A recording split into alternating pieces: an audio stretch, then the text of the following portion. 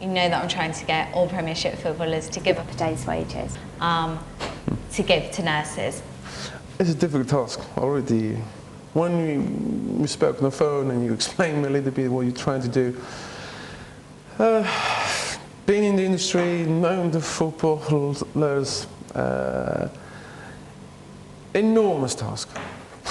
All right. I'll try my best to get these footballers. Like, over the next few days? All right, let's be on the phone straight away. Okay. Huh? No. Okay? Go on. Go on. I had to answer my phone to you because you get about 100 messages. I had to clear the messages.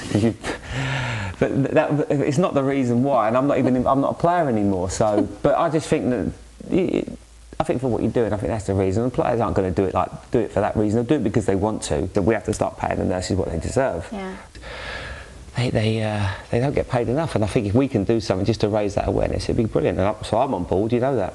You know, I get frustrated with the National Health because I think it's this, you know, we hold it up as our big sort of flag for democracy and this incredible compassionate sort of welfare state that we have, and believing that it, you know, everybody should have a free health service. But if it doesn't work, then what's the point of it?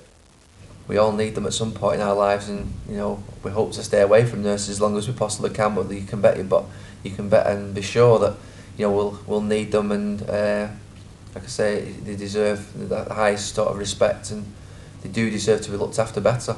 It's great that you've got so many people who want to be nurses but then can't even get a job. It's absolutely frightening, to be quite honest, and nursing pay is really bad as well too, you know, so I will certainly support it, and I would do that, that's not a problem. But you know, we find it hard to get £10 off a few of our lads, so to give them a day's wage would be quite hard, but I'm sure I could persuade the lads here to do the business and just give up a day's wage for them. I thought it was a great idea, so that was the reason that I wanted to get involved with it, really, and thought that the lads should get involved. Mum's worked at a children's hospital for 25 years, so that was my first sort of reaction, really. You know, I've got a direct link to it, really, and I think it is a good thing because players get injured and they've got to have, you know, operations, and they've got to have rehabilitation as well. So they all come into contact with nurses and see firsthand what great jobs they do. So the more awareness that we can get out to people and to the government as well, the better. And obviously my mum being a nurse, I know how hard she works.